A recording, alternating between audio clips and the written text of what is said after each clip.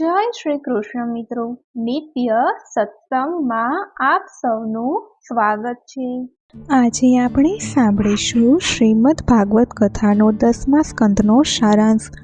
તો જો આ વિડીયો તમને પસંદ પડે તો લાઈક અને શેર કરી ચેનલને સબસ્ક્રાઈબ જરૂરથી કરજો। 10મ સ્કંદ શ્રી કૃષ્ણ લીલા એટલે કે નિરોધ લીલાનો છે। 10મ સ્કંદ ભાગવતનું હૃદય અને તેનું ફળ છે। આમાં શ્રી કૃષ્ણ ચરિત્રનો મહિમા વર્ણવવામાં આવ્યો છે। આમાં સુખદેવજી પૂરી રીતે ખીલી ગયા છે। કથાને 5 દિવસ થયા હોવાથી શ્રી સુખદેવજી રાજા પરીક્ષિતને કંઈ ખાવા, ફળાહાર કરવા કે જળપાન કરવા કહે છે। ત્યારે રાજા પરીક્ષિત કહે છે કે કથાના રસપાનથી મને ભૂખ તરસ લાગી નથી। આ સાંભળી સુખદેવજીને આનંદ થાય છે કે રાજા જિજ્ઞાસુ અને લાયક છે। આ સ્કંદમાં કૃષ્ણ કથામાં 9 પ્રકારના રસ સાથે 10મો પ્રેમ રસ છલોછલ ભરેલો છે। કૃષ્ણ કથામાં સર્વ પ્રકારના જીવોનું પામર, વિષય, મુમુક્ષુ, મુક્ત આકર્ષણ થાય છે। કૃષ્ણ કથા કહેતા સુખદેવજીના હૃદયમાં શ્રી કૃષ્ણનું સ્વરૂપ સ્થિર થયું છે અને તેમને સમાધિ લાગી છે। અનેક દુષ્ટ અને પાપી રાજાઓના ત્રાસથી પ્રજા બહુ દુઃખી થતી હતી। આથી બધા દેવો, ઋષિઓ, બ્રહ્માદિએ પરમાત્માને સ્તુતિ કરી। પરમાત્માએ થોડા સમયમાં મથુરામાં દેવકી વસુદેવને ત્યાં જન્મ લઈશ તેમ જણાવ્યું। તે સમયે મથુરામાં ઉગ્રસેન રાજા રાજ્ય કરે છે। ઉગ્રસેનને કેદમાં પૂરી કંસ પોતે રાજા બને છે। ઉગ્રસેનની દીકરી દેવકી સાથે વસુદેવના લગ્ન થાય છે। લગ્ન પછી વસુદેવ દેવકીને રથમાં બેસી જાય છે। તે વખતે આકાશવાણી દ્વારા કંસને જાણ કરવામાં આવે છે કે દેવકીનો 8મો બાળક તારો કાળ થશે। આ સાંભળી કંસ દેવકીને તલવાર લઈને મારવા તૈયાર થઈ જાય છે, પરંતુ વસુદેવની સમજાવટથી દેવકીને જેટલા બાળક થશે તે તેને સોંપીશું। દેવકી વસુદેવને જવા દે છે। દેવકીને પ્રથમ બાળક થતાં તેને કંસ મારતો નથી, પણ પાછળથી નારદજીની સલાહ મુજબ તે બધા બાળકોને મારી નાખે છે, હત્યા કરે છે અને વસુદેવ દેવકીને કારાગૃહમાં રાખે છે। 7મા બાળક તરીકે બલરામજી રોહિણીને ત્યાં પ્રગટ થાય છે અને 8મા બાળક તરીકે શ્રી કૃષ્ણનું પ્રાગટ્ય થાય છે। મથુરાના કારાગૃહમાંથી વસુદેવજી તે બાળકને ગોકુળમાં નંદજી યશોદાજીને ત્યાં મૂકીને ત્યાંથી બાળકીને લઈને આવે છે। કંસ 8મી દીકરીને મારી નાખવા તેને નીચે પછાડે છે। ત્યારે તે આકાશમાં ઉડી જઈ કંસને ચેતવણી આપે છે કે તારો કાળ તો અવતરી ચૂક્યો છે। આ સાંભળી કંસ બેબાકડો થઈ ગભરાઈ જાય છે। યશોદાજી અને નંદ બાબાને સવારે પોતાને બાળક થયાની જાણ થાય છે। આખું ગોકુળ રાજી થઈ જાય છે। નંદ મહોત્સવ ઉજવવામાં આવે છે। ભગવાન શિવજી સાધુ વેશી શ્રી કૃષ્ણના દર્શન કરવા મથુરા આવે છે। અહીં હરિ અને હરનું મિલન થાય છે। નંદ બાબા મથુરામાં કંસને ઘર ભરવા જાય છે। ત્યારે પૂતના રાક્ષસી ગોકુળમાં આવે છે। તે બ્રાહ્મણીનું રૂપ લઈને લાલાને રમાડતા રમાડતા પોતાના વિષનું ભરેલું સ્તનપાન લાલાને કરાવે છે। લાલો સ્તનપાન કરતા તેના પ્રાણ ચૂસી લે છે। હવે લાલો બાળલીલા આરંભે છે। ગોકુળની ગોપીઓ લાલાને રમાડવા અને તેના દર્શન કરવા રોજે રોજ યશોદામાને ત્યાં આવે છે। લાલાના અલૌકિક સૌંદર્યથી ગોપીઓ હર્ષકેલી બની આનંદ પામે છે। લાલો 108 દિવસનો થતાં શકટાસુરનો નાશ કરે છે। પછી ગર્ગાચાર્યજી ગોકુળ આવતા લાલાના નામકરણ સંસ્કાર કરવામાં આવે છે। તેનું નામ કનૈયો શ્રી કૃષ્ણ રાખવામાં આવે છે। ગર્ગાચાર્યજીને ચતુર્ભુજધારી રૂપે ભગવાન દર્શન આપે છે। કનૈયો 4 વર્ષ પૂરા કરી 5મા વર્ષમાં પ્રવેશ કરે છે। તે મિત્રો સાથે રમવા જાય છે। તે મિત્રો સાથે દૂધ, દહીં, માખણની ચોરીઓ કરે છે અને ગોપીઓને ત્યાં ચોરી છુપીથી મિત્રો સાથે જઈ માખણ ઉઠાવી બધા મિત્રો અને વાનરોને ખવડાવે છે। ગોકુળની બધી ગોપીઓ કનૈયાના ત્રાસથી કંટાળી જઈ જશોદાને ફરિયાદ કરે છે, તમારો કનૈયો અમારા ઘરમાંથી દૂધ, દહીં, માખણ અમારી ગેરહાજરીમાંથી ચોરી કરીને લઈ જઈ તેના મિત્રોને ખવડાવી દે છે। યશોદામાં તેને પકડી લાવવા કહે છે। ત્યારે પ્રભાવતી નામની ગોપી તેને પકડી લાવવા તૈયાર થાય છે. આ પ્રભાવતી કનૈયાને પકડીને યશોદામા પાસે લઈ જાય છે. ત્યારે રસ્તામાં કનૈયો પ્રભાવતીના હાથમાંથી પોતાનો હાથ છોડાવીને તેના બાળકનો હાથ પકડાવી દે છે. પ્રભાવતી યશોદામા સમક્ષ જાય છે. ત્યારે ખરી બીના જાણીને તે શર્મિંદી બની જાય છે. ગોકુળની બધી ગોપીઓ, ઋષિમુનિઓ, દેવો જ હોય છે. તે બધા ગોપી સ્વરૂપે અવતાર ધારણ કરી અહીં આવેલ છે. કનૈયો પોતાના ઘરમાંથી માખણ ચોરી જાય છે તેવી ગોપીઓની ફરિયાદ ઉપરથી યશોદામાં પ્રાતઃકાળે ઉઠીને દધી મંથન કરી માખણ ઉતારી કનૈયાને ખવડાવવા ઈચ્છા રાખે છે. યશોદામાં પોતે દધી મંથન કરે છે. થોડી વારમાં કનૈયો ઊંઘમાંથી જાગૃત થઈ યશોદામાં પાસે જાય છે અને પોતાને ભૂખ લાગી છે તેમ તે માતાને જણાવે છે. યશોદામાં તેને સ્તનપાન કરાવે છે. તેવામાં ચૂલા ઉપર દૂધનો ઉભરો આવતા કનૈયાને બાજુ ઉપર બેસાડી યશોદામાં ચૂલા ઉપરથી દૂધ ઉતારવા જાય છે. કનૈયો ગુસ્સે થઈ પથ્થર મારીને ગોળી ફોડી નાખે છે. ત્યાં પેલા બાળ મિત્રો આવે છે. કનૈયો ખાંડણીયા ઉપર ચડી શિકામાંથી માખણ ઉતારી બાળ મિત્રો અને વાનરોને ખવડાવે છે. યશોદામાં ચૂલા ઉપરથી દૂધ ઉતારી પાછા આવે છે. તે તો ગોળી ફૂટેલી જોઈ અને કનૈયો ત્યાં દેખાતો નથી. ત્યાં યશોદામાની નજર ખાંડણીયા ઉપર ચઢેલ કનૈયા ઉપર પડી. તે માખણ ઉતારી મિત્રોને ખવડાવી રહ્યો છે. આ જોઈ યશોદામા તેને પકડવા જાય છે. ત્યારે તે નાસી જાય છે. આથી યશોદામા તેને લાકડી લઈને મારવા દોડે છે, પણ કનૈયો હાથ લાગતો નથી. છેવટે તેઓ થાકીને લાકડી ફેંકીને નીચે બેસી જાય છે. પછી તે સ્વેચ્છાએથી પકડાઈ જાય છે. યશોદામા તેને ખાંડણીયા સાથે બાંધે છે. યશોદામા રસોડામાં જાય છે. ત્યારે તે ખાંડણીયા સાથે બહાર જાય છે. અહીં કનૈયો ઝાડ રૂપે થયેલા યમલાચૂળનો ઉદ્ધાર કરે છે. કુબેરજીના બે પુત્ર નળકુબેર અને મણિગ્રીવ નારદજીના શ્રાપથી અહીં વૃક્ષ રૂપે થયા હતા. તેમનો આજે ઉદ્ધાર થાય છે. ગોપીઓનો કનૈયા પ્રત્યેનો પ્રેમ અતિશય વધી ગયો છે. તેઓ કનૈયાને પોતાને ઘેર લઈ જાય છે. તેઓ કનૈયાને નચાવે છે. ઘરના નાના નાના કામો કનૈયા પાસે કરાવે છે. પછી ગોપીઓ કનૈયાને માખણ આપી રાજી કરે છે. ગોપીઓ પ્રેમ દોરથી કનૈયાને બાંધે છે. કનૈયો સુખિયા માલણના ફળ લઈ તેની દરિદ્રતા ટાળે છે. કનૈયો 5 વર્ષનો થાય છે ત્યારે બધા ગોપવાસીઓ રાક્ષસોના ત્રાસથી કંટાળી ગોકુળમાંથી વૃંદાવનમાં રહેવા જાય છે. કનૈયો 6 વર્ષનો થતાં યમુના કિનારે વાછરડા ચરાવવા મિત્રો સાથે જાય છે. તેમની સાથે ઉપનંદ કાકા પણ જતા. ઉપનંદ કાકા કનૈયાને વાંસળી આપે છે. કનૈયો વાંસળી વગાડતા દૂર દૂર ચરતી ગાયો કનૈયા પાસે દોડી આવે છે. કનૈયાની વાંસળી સાંભળી ગોપમિત્રો અને ગોપીઓ રાજી રાજી થઈ જાય છે. યમુના કિનારે બકાસુર રાક્ષસ બગલો થઈને આવે છે. તેને કનૈયો ચીરી નાખે છે. થોડા દિવસ બકાસુર રાક્ષસ અજગરનું રૂપ ધારણ કરી મોં ઉઘાડું રાખીને બેઠો હોય છે. ગોપમિત્રો તેને ગુફા સમજી દાખલ થાય છે. કનૈયો પણ તેમાં દાખલ થઈ પ્રાણ હરી લે છે. બાદ બધા ગોપમિત્રો સાથે કનૈયો ભોજન લે છે. આ ભોજનમાં બધા ગોપમિત્રો કનૈયાને અડીને બેસે છે. તેથી તેને ગોપમિત્રો સાથેના રાસ તરીકે ઓળખાવ્યો છે.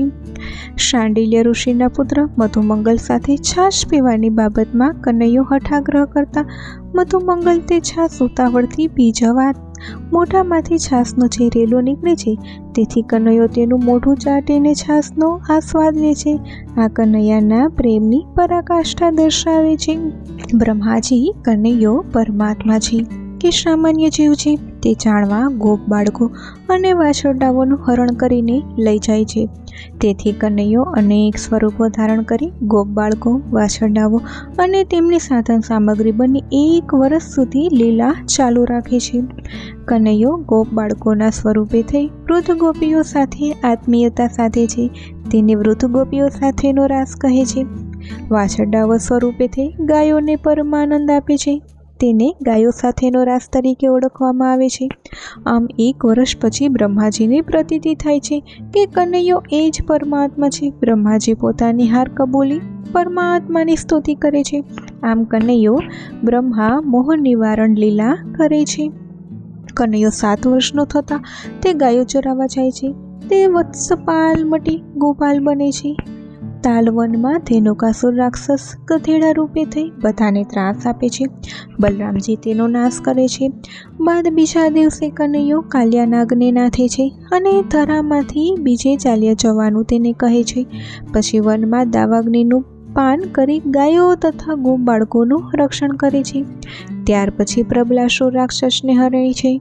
શરદ ઋતુમાં ગાયોને વનમાં ચરાવવા જઈ દઈ ગોપી મિત્રો સાથે તેઓ વાંસળી વગાડે છે. આ વાંસળીના સૂર સાંભળી ગોપીઓ અનેકવિધ રીતે વાર્તાલાપ કરે છે.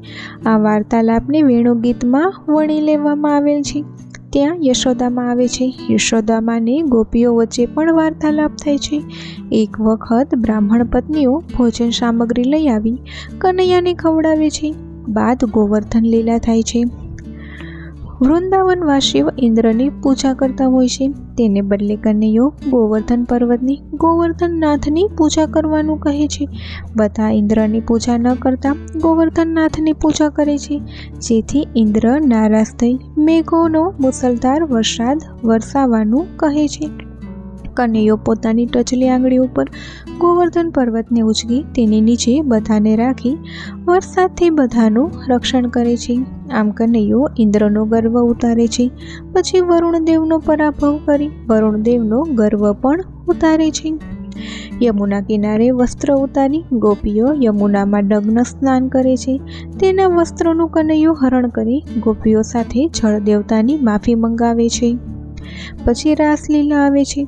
શરદ પૂનમની રાત્રે કનૈયો વાંસળી વગાડે છે. આ વાંસળીના સૂર સાંભળી ગોપીઓ જે હાલતમાં હોય છે તે જ હાલતમાં બાવરી બની દોડી જાય છે. કનૈયા પાસે પહોંચી જાય છે. ગોપીઓની પરીક્ષા કરવાના હેતુથી શરૂમાં કનૈયો ગોપીઓને પોતાના ઘેર પાછા ફરવા જણાવે છે. તેમને કનૈયો પત્ની ધર્મ અને ગૃહસ્થ ધર્મ સમજાવે છે. છતાં ગોપીઓ પાછા ફરવાનો ઇનકાર કરતા જેટલી ગોપીઓ તેટલા શ્રી કૃષ્ણ બની તેમની સાથે રાસ રમે છે. નારદજી પણ શ્રી કૃષ્ણ સાથે નારદી બની રાસ રમે છે. ગોપીઓમાં અભિમાન આવી જતાં શ્રી કૃષ્ણ અદૃશ્ય બની જાય છે. ગોપીઓ શ્રી કૃષ્ણની શોધ કરે છે. વિરહમાં ગોપીઓ અંદરો અંદર જે વાર્તાલાપ કરે છે તેને ગોપી ગીત કહેવામાં આવે છે, અથવા તો વિરહ ગીત પણ કહેવામાં આવે છે. વેણુગીતની માફક ગોપીઓ અંદરો અંદર શ્રી કૃષ્ણને ઉદ્દેશીને વાર્તાલાપ કરે છે. તે આ ગીતમાં સાંકળવામાં આવેલ છે. રાસલીલા પછી સુદર્શન વિદ્યાધરની કથા આવે છે. રાત્રિના લીલા પછી ગોપીઓ દિવસે શ્રી કૃષ્ણનું ચિંતન કરતાં કરતાં તન્મય બની દુઃખથી દિવસો પસાર કરે છે. આ ચિંતનને યુગલ ગીતમાં વર્ણી લેવામાં આવ્યું છે. કંસ રાજાને નારદજી મારફતે નંદ બાબાને ત્યાં જે કનૈયો છે તે જ તમારો કાળ છે તેની જાણ થતાં કંસ ધનુષ યજ્ઞ યોજી અક્રૂરજીને સોનાના રથ સાથે વૃંદાવન મોકલે છે અને નંદ બાબા તથા તેમના પુત્ર કનૈયાને અહીં મથુરામાં ધનુષ યજ્ઞમાં લઈ આવવા કહે છે. અક્રૂરજી ભગવત ભક્ત છે. તે વૃંદાવન જાય છે. નંદ બાબા તેના પુત્રો કૃષ્ણ બલરામ તેમના મિત્રોને લઈને મથુરા આવે છે. આ સમયે વૃંદાવનમાં પશુઓ પક્ષીઓ ગોપવાસીઓ ગોપ બાળકો ગોપીઓ યશોદામાં ભારે શોકાતુર બને છે. શ્રી કૃષ્ણ મથુરામાં આવતા ધોબીનો નાશ કરે છે. કુબજાનો ઉદ્ધાર કરે છે. કોવલિયા પીળા હાથીને મારે છે. ચારુણ મુષ્ટિકનો નાશ કરે છે. છેલ્લે કંસનો વધ કરે છે. કંસના વધ પછી પોતાના માતા પિતા દેવકી વાસુદેવને વંદન કરવા કારાગૃહમાં જઈ તેમની મુક્તિ કરે છે. પછી ઉગ્રસેનનો રાજ્યાભિષેક કરવામાં આવે છે. શ્રી કૃષ્ણ મથુરામાં રહે છે. તેમનો જનોઈ સંસ્કાર કરવામાં આવે છે.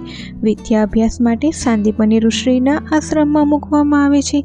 અહીં તેમને સુદામાજી સાથે મૈત્રી થાય છે. અભ્યાસ પૂરો થતાં ગુરુ દક્ષિણામાં ગુરુપત્નીને તેમનો ખોવાયેલો પુત્ર પાછો સોંપે છે. શ્રી કૃષ્ણ મથુરા નરેશ બને છે, છતાં ઉદાસ રહે છે. અહીં ઉદ્ધવજીને સાચી વાતની જાણ થતાં તે શ્રી કૃષ્ણના માતા પિતાને ગોપીઓ તથા ગોપ મિત્રોને આશ્વાસન રૂપે જ્ઞાન આપવા જાય છે.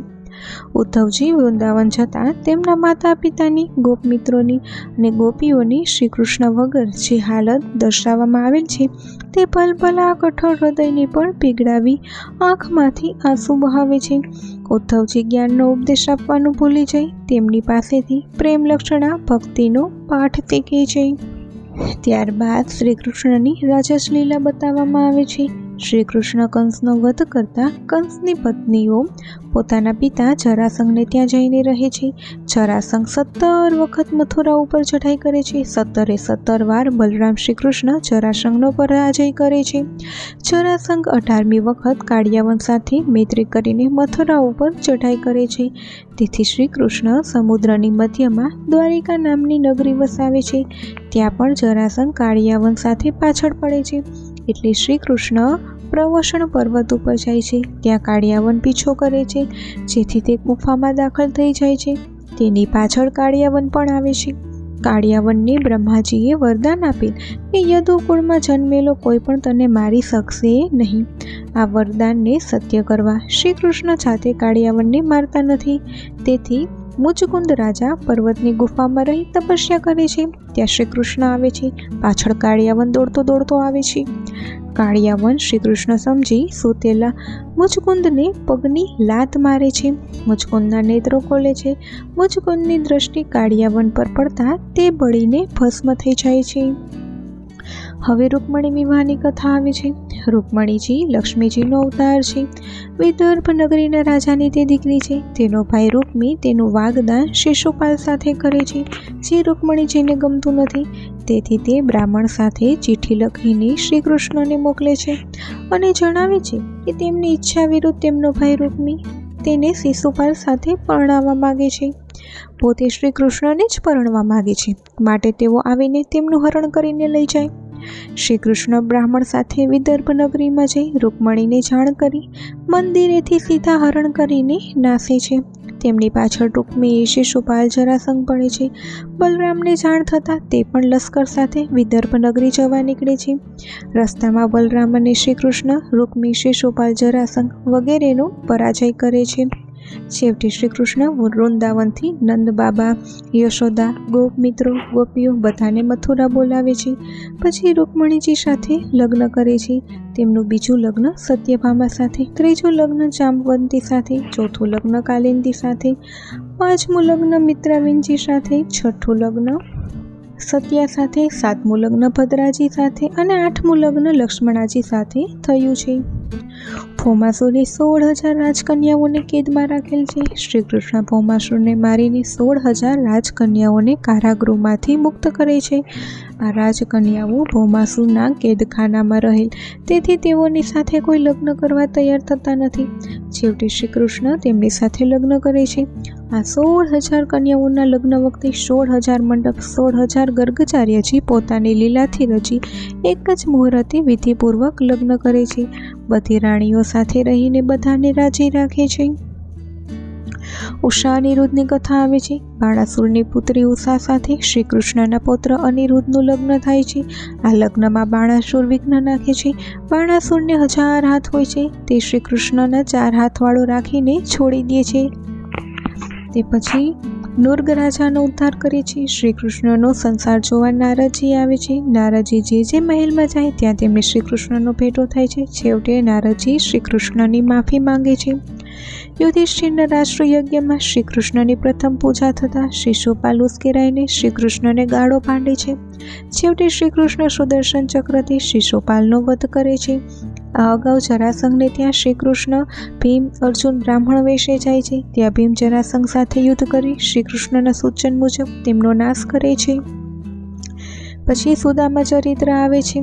સુદામા દેવ દરિદ્ર છે, છતાં આયાચિત વ્રત ધારે છે. તેમની પત્નીનું નામ સુશીલા છે. તે પતિપરાયણ છે. બંને પતિ પત્ની ભગવત ભક્ત છે. પરમાત્મા જે આપે તેનાથી સંતોષ માની જીવન ગુજારે છે. તેમને ત્યાં બાળકો થાય છે. તેમના ઘરમાં અનાજ, કપડાં કશું હોતું નથી, તેથી બધા દુઃખી હાલતમાં દિવસો પસાર કરે છે. સુશીલાના કહેવાથી સુદામાદેવ પોતાના મિત્ર શ્રી કૃષ્ણને મળવા દ્વારકા જાય છે. શ્રી કૃષ્ણ તેમનો સારો આતિથ્ય સત્કાર કરે છે.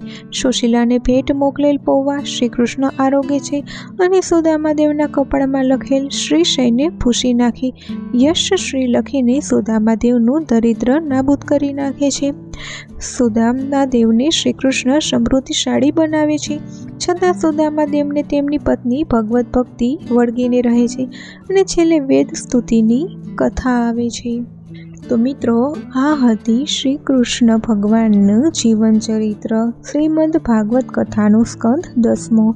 તો જો આ માહિતી તમને પસંદ પડી હોય તો વિડીયોને લાઈક અને શેર કરી ચેનલને સબસ્ક્રાઈબ જરૂરથી કરજો. જય શ્રી કૃષ્ણ.